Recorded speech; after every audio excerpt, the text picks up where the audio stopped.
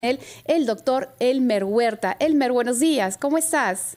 Hola Sara, gusto Buen de día. ¿Cómo está, saludarte. doctor Noemí, Huerta? buenos días ¿Qué también. tal? Jorge, buenos días. ¿Qué tal, doctor? Buenos días a todos nuestros oyentes en este penúltimo día de febrero. Se va el mes, mañana es 28, se Sí, acabó febrero y el miércoles estamos ya en marzo. qué bárbaro. Mira, esto que acabas de mencionar, Sara, es un tema que obviamente es un tema de salud pública, es un tema de salud Doctor Huerta, sí, ambiental. vamos a ampliar este tema, pero antes la información llega desde Puno. Atención, vuelven a bloquear la vía Ilave-Desaguadero. Atención, situación de emergencia en el sur del país. Daniel Seclén, adelante con la información. Muy buenos días, compañeros, directo en directo. Así es, la vía Ilave a Desaguadero en las provincias de El Collao y Chucuito, en la región Puno, volvió a ser bloqueada por un grupo de manifestantes, según informaron oyentes de RPP Noticias, con lo cual el tránsito que comunica a esta región con la frontera con Bolivia está interrumpido. Este bloqueo ocurre luego de 2 días de tregua o flexibilización, como le llaman los pobladores, en los que las vías fueron liberadas para poder permitir el libre tránsito. Sin embargo, como los manifestantes ya habían anunciado, la carretera iba a ser bloqueada una vez más. Según fuentes de RPP, solo en el caso del acceso vial en las ciudades de Puno y Juliaca, la tregua durará hasta hoy y desde mañana estos sectores volverán a ser bloqueados. Hay que precisar que las personas que intentan ir de Puno hacia Bolivia solo tienen como opción tomar transporte público hasta la ciudad de Ilave y desde ahí tomar una moto hasta Desaguadero y después intentar llegar al país vecino a través del lago Titicaca mediante pasos sin control migratorio. Directo en directo, RPP Noticias. Bien, Elmer, continuamos entonces con el tema que estábamos planteando. Sí, Sara, estábamos hablando de un tema que es de tema de salud pública, tema de salud ambiental, que es el tema de la acumulación de basura en las calles, en los costados de las carreteras, en todo el Perú. Y esto es muy triste en realidad cuando uno conversa con gente que ha ido al Perú, ¿verdad? Que son amigos, que te pueden confiar un poco lo que han visto de otra manera que no sea un cumplido. Ay, qué lindo tu país, ay, qué lindo Machu Picchu es. Me dicen, doctor, increíble, pero la cantidad de basura en las calles en su país, en la misma ciudad de Lima, es enorme. Mira lo que queda en la mente de la gente. Perú, país con basura en las calles. Y lo peor es que hemos normalizado esto. Ya a nadie le importa. La gente camina por el costadito, ay, se tapa la nariz, ay, cómo huele. ¿Y dónde está la autoridad? ¿Dónde está la gente que tiene capacidad de decisión para hacer que esto cambie? Pero hoy día vamos a hablar sobre el aspecto de salud pública. Vamos a ver cuál es el impacto que tiene la salud pública que se acumule en la basura en las calles. El doctor Alfonso Nino, él es profesor de salud pública en la Universidad Peruana Cayetano Heredia y nos va a acompañar y nos va a ayudar a entender un poquito esto. Alfonso, qué gusto de saludarte. Buenos días. Buenos días, Elmer, con todo gusto para poder hablar sobre este tema que es un tema crítico cada vez más en nuestro país, ¿no? Gracias, Alfonso. Noemí Mamani está también en la mesa, Sara Busabá y Jorge Rodríguez también están en la mesa. Alfonso, quisiera empezar que nos pongas en contexto. ¿Cuál es el impacto en la salud pública que tiene la acumulación de basura en las calles? Mira, es un problema grave. Realmente se estima que una persona que vive en una ciudad como Perú o México produce 1 kilo de basura por día. O sea, en Lima estaríamos hablando de 10 kilos de basura por día, o sea, 10.000 toneladas por día.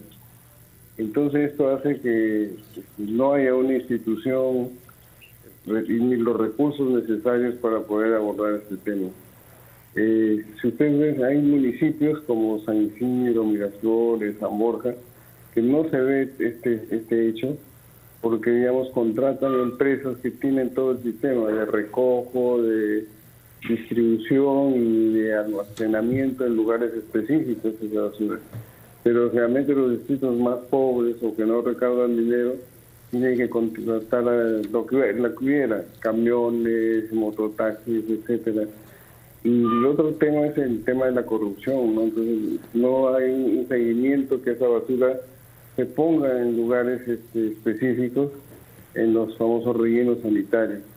Relleno sanitario en Lima creo que debemos tener no más de 5, y a nivel nacional creo que no pasan los 50. ¿Por qué? Porque no hemos priorizado el tema de la basura, entonces la gente lo ubica la basura en cualquier lugar que no lo vea. Entonces vemos alrededor de los colegios, como tú dices, realmente los colegios están abandonados y la gente busca un espacio donde poner la basura. Muy bien, expuesto el problema y las razones como las has expuesto, ¿cuál es el impacto en la salud pública? Bueno, tiene todo impacto. Yo creo que en la salud pública en la primera etapa se veía como ver el tema de las enfermedades transmisibles, después se ha visto el tema de las inequidades y ahora el tema ambiental, ¿no? Entonces la basura está generando relación, ¿no? Lo que vemos en las calles, cúmulos de basura casi todos los días en las calles. No hay responsabilidad por parte de los ciudadanos y también de las autoridades. ¿De qué forma afecta esto nuestra salud?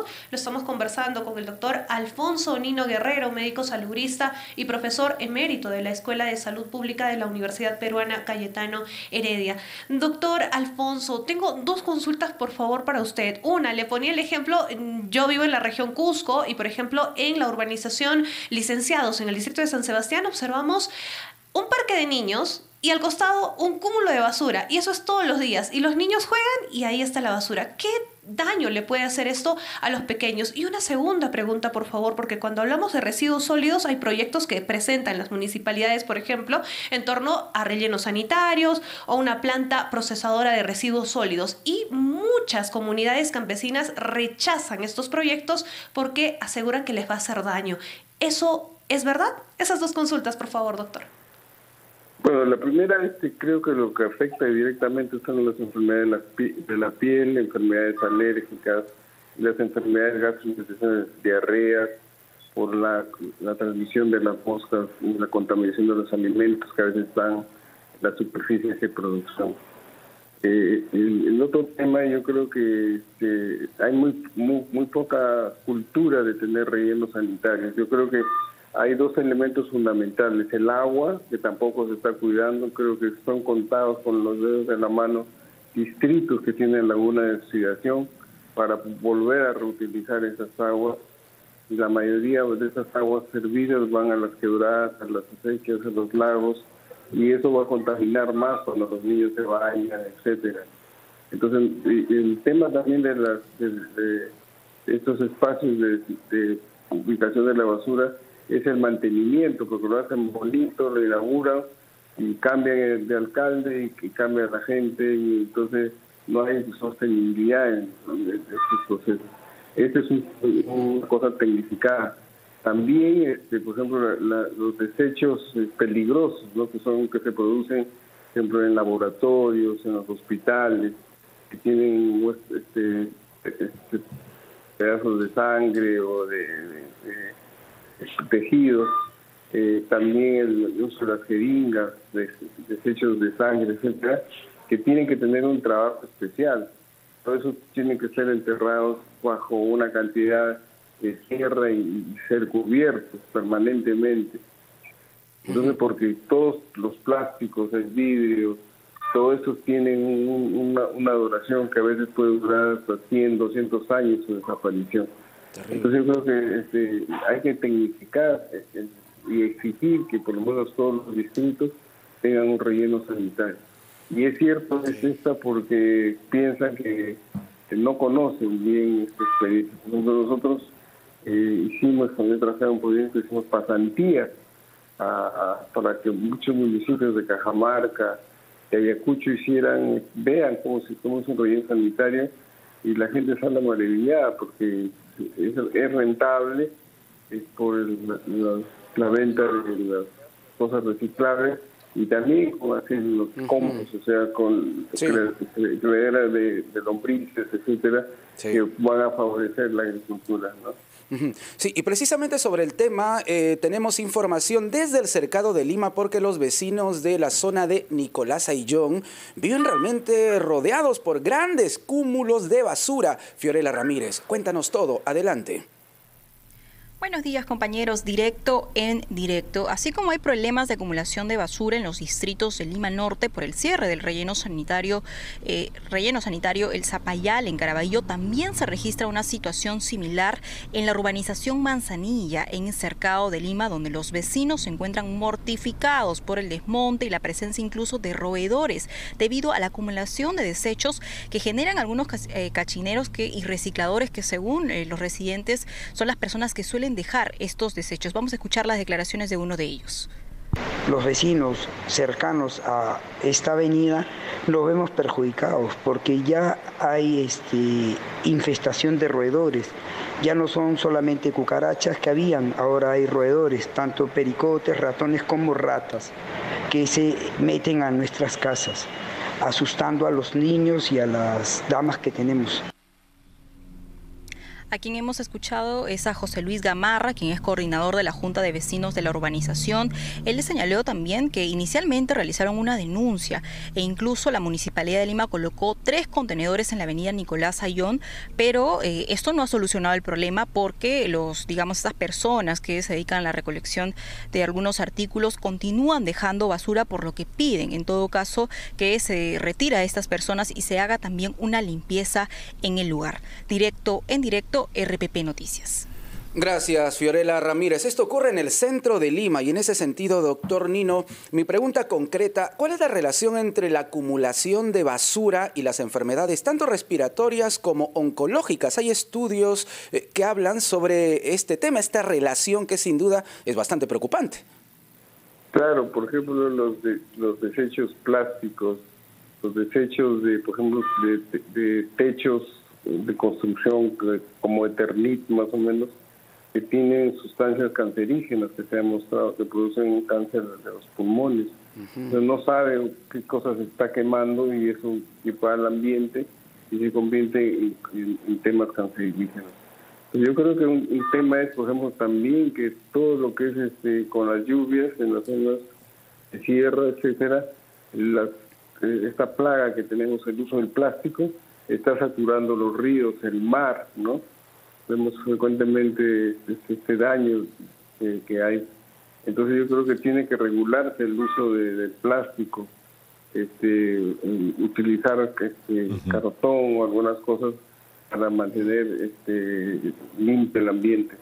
Y otra cosa que yo creo que recomendaría es que no utilizar bolsas plásticas, porque como por ejemplo la proliferación de perros que están en la calle, entonces los perros van a la basura a buscar alimentos y entonces rasgan las bolsas y se queda expuesta a la basura.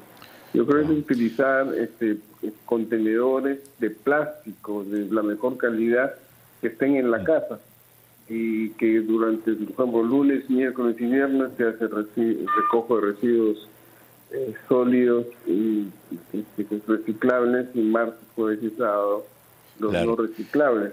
Entonces la gente ya se acostumbra, incluso en Loja hay una música que ya identifica a la gente que hay que ahí sacar. viene el problema, Alfonso, ahí viene el problema pues de que como estamos en verano, está el calor, nadie quiere tener basura dentro de su casa, por más entonces es un problema realmente múltiple, que incluso tiene que ver, como todo asunto de salud pública, tiene que ver con la política.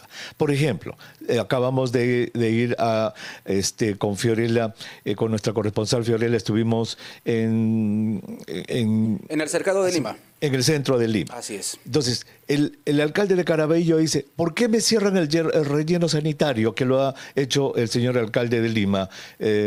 ¿Por qué? Dice, porque no tiene licencia. Entonces, ahora hay una pelea entre Caraballo y la Municipalidad de Lima y el alcalde de Puente Piedra. ¿Por qué se cierra este relleno sanitario? Porque aparentemente no hay una licencia. Entonces, es un problema múltiple, de varias aristas, político, de actitud del público, de actitud de las autoridades. Alfonso, y te agradecemos muchísimo que nos hayas puesto en perspectiva este tema. Gracias, Alfonso. Muchas gracias a ustedes, con todo gusto por colaborar. Un abrazo. Gracias. Gracias.